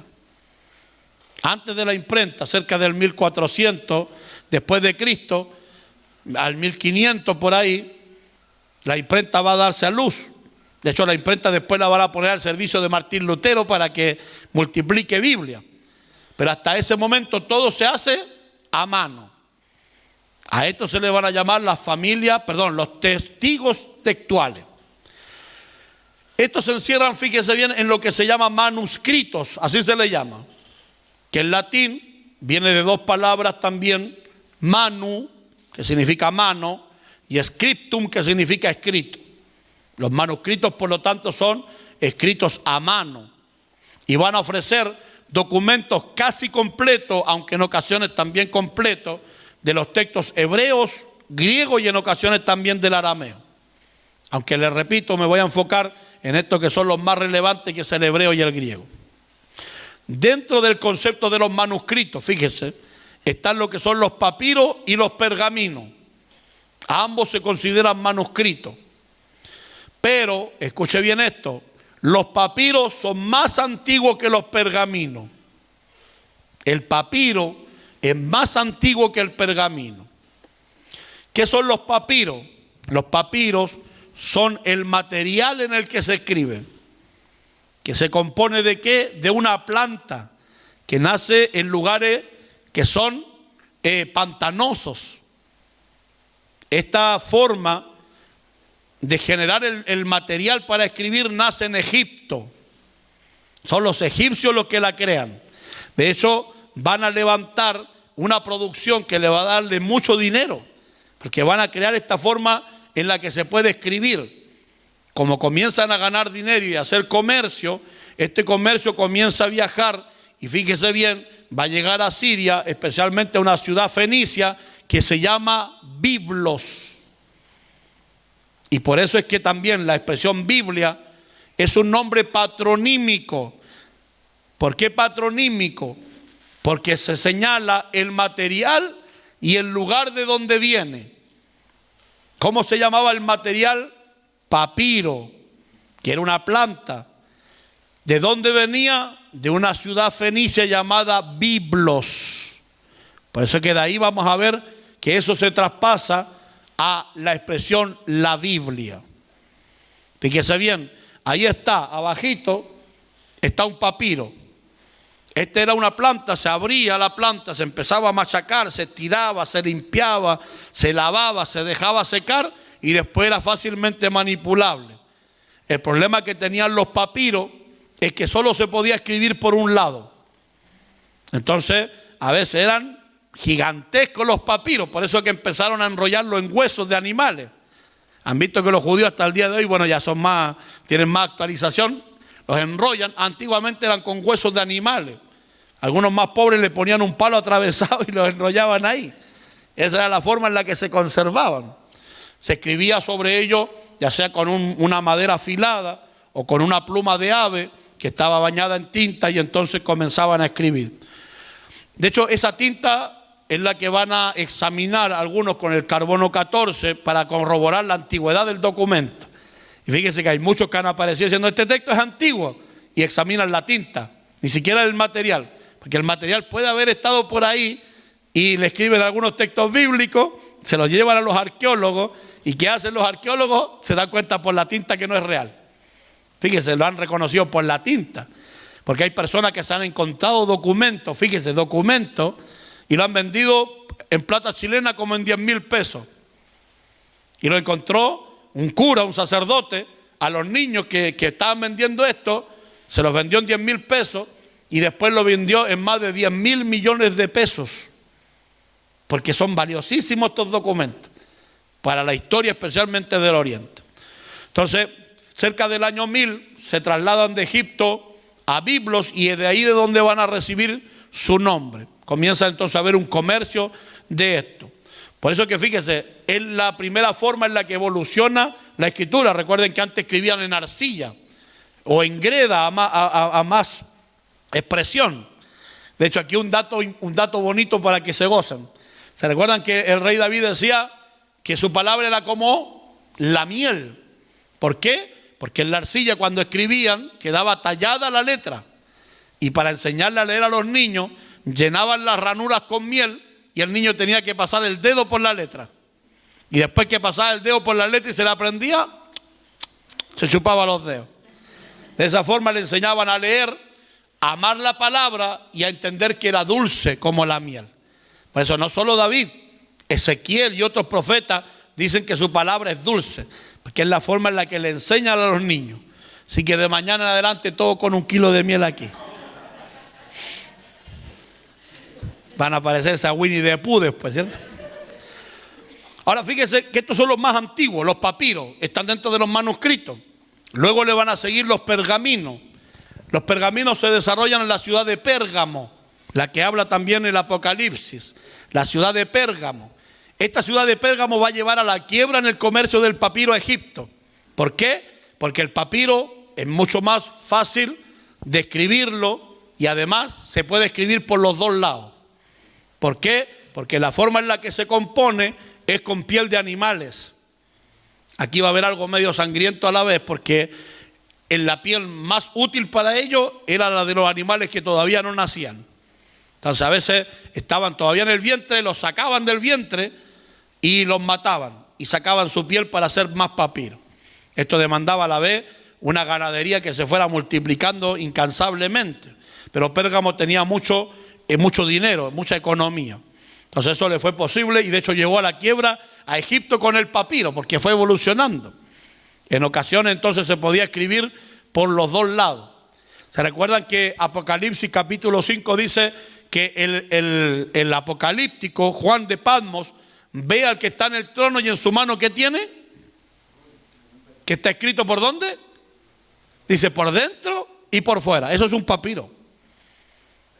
Es un papiro, perdón, un pergamino. Es un pergamino, porque esa es la forma de escritura en esa época. Ha evolucionado a esa forma, a los pergaminos. Ahora estos se van a originar, fíjense, en el siglo II antes de Cristo, en Pérgamo, como ya se los mencioné, y se construyen con pieles de animales. Estas dos formas son las más antiguas para los traductores bíblicos, porque fíjense, estaba hablando del año 1000 antes de Cristo, y por lo tanto van a encontrar papiros pero totalmente antiguos, antiquísimos. Y los pergaminos del año, fíjese, del siglo II antes de Cristo. Entonces cuando alguien encuentra un papiro son documentos valiosos porque mantienen la historia más antigua posible. Luego de eso van a venir los leccionarios y las citas. ¿Qué son los leccionarios? Son documentos que si bien no son bíblicos, citan o hacen alusión al Nuevo Testamento. ¿Esto quién lo hace? Los padres y la misma iglesia. Pero los leccionarios son documentos que se usan para la liturgia, para cantar, predicar, etc. Y las citas son citas que hacen los padres de la iglesia mencionando los documentos. Confirmó el Señor, ¿ve? ¿A quién le tocó ahora? Ahora fíjense bien que cuando los padres citan, el problema es que como no hay nada establecido como una regla de fe que sea inquebrantable, los padres a veces citan con bastante libertad. Y la gran mayoría de los traductores bíblicos consideran que ni los leccionarios ni las citas bíblicas son confiables para llevar a un texto más puro todavía. Entonces estos no los usan mucho, pero sí de vez en cuando los hojean para ver cómo lo entendía también la comunidad de ese periodo. Y finalmente tenemos las versiones, que son lo que son las traducciones, ¿ya? De los idiomas originales o por lo menos principales, el hebreo, el griego y el arameo, a otros lenguajes. Fíjese, el sirio. ¿Alguien sabe qué traducción se hizo en Siria? ¿Al idioma sirio? ¿Ya? Sí, en los arameos, los griegos, los hebreos, todos aportan a estas otras versiones. Pero hay una versión que tenemos nosotros que nace del sirio. Por ahí va, por ahí va. La Pechita, exactamente. La Pechita, por eso que es tan famosa, porque viene del siríaco y es una de las versiones más antiguas que hay también. Ahora, ojo con esto, por favor, para que no les sigan engañando. Perdónenme aquí. ¿Estamos grabando? Ya un saludo a toda la sociedad bíblica, no más que tanto. Porque lo que hacen normalmente las personas que venden las Biblias, no yo, tenemos Biblia allá atrás para el que quiera. No. Cuando el comercio dice, tenemos la Biblia Pechita, la del siríaco, entonces los que saben, voy a comprarme la Biblia Pechita. Y usted la abre y está en castellano. Y le cuenta a todos, tengo la Biblia Pechita, pero está en castellano. Entonces ya no es Pechita. No es Pechita. Porque la Pechita, ¿en qué idioma está? en siríaco, perdón, en el sirio. Entonces, para que sea una Biblia pechita, tiene que estar en sirio. Entonces, cuando ustedes ven en los comercios, tienen este problema porque hoy día la gran mayoría de las instituciones que venden Biblia, antes la Sociedad Bíblica Chilena estaba inclinada a aportar al pueblo. Hoy día, fíjense, usted va a la Sociedad Bíblica y no hay mucha gente comprando. Bueno, porque se han portado también un poco mal, pero lo otro es que se han vuelto comerciales. De hecho, los dueños ya están inclinados mucho más al comercio. Entonces, ¿qué es lo que pasa? Que ustedes van a ver 500 revisiones Reina Valera 60 en distintos colores, modelos. Entonces la gente ¿qué hace? Oh, yo ahora quiero esa, yo quiero esa. Entonces fíjense cómo han vuelto la transmisión de la Biblia un comercio. Ah, está la Biblia hebrea y le ponen letras hebreas afuera y dicen, oh, qué bonito, está en hebreo. La abre y está en castellano. Entonces, cuidado con eso, que no les engañen económicamente. ¿Ya? Si en algún momento tienen el acceso a leer el hebreo, el griego, el arameo, hasta el chino, háganlo, porque todo eso aporta al conocimiento de las Escrituras. Pero las versiones son traducciones entonces a otros idiomas, así se le llaman. Las versiones, ¿ya? Desde los originales al sirio, al copto, fíjese que este es el de Egipto, Etiopía, que es el de África, entre otros muchos más que comienzan a aparecer. Esto es lo que se van a llamar, fíjese bien, los testigos textuales. Entonces, desde los más antiguos son los papiros y los pergaminos. Le van a seguirle los leccionarios y las citas de los padres y luego las versiones que van a aparecer aquí. Fíjese una cuestión interesante. Los sirios, los coptos, los etíopes, todos nacen cerca de Egipto y África. Y allí hay una iglesia totalmente gigantesca de cristianos. Bien, mis hermanos, la hora ha avanzado, vamos a dejar aquí al moderador, mientras tanto, porque quiero que haya un break, para que después podamos seguir con libertad la segunda parte. ¿Qué dice mi hermano? ¿O seguimos? Ustedes son los jefes aquí, me mandan nomás y ustedes me dicen qué se hace. Ya, porque después vamos a ver esto, fíjense, lo que son las familias textuales. ¿Qué son las familias textuales? Son localidades que recopilaron y conservaron tanto los papiros como los pergaminos. Y esos van a ser los más importantes en todo esto. Bien, mi hermano Marcel, por favor, Dios le bendiga. Gloria a Dios. Le invito a glorificar al Señor, amén. Gloria a Dios, gloria a Dios, gloria a Dios para siempre. Bueno, vamos a hacer una ronda aproximadamente de 15 minutos de preguntas. Amén. Así que si usted tiene alguna consulta, alguna duda, algo que le quiera preguntar a nuestro pastor,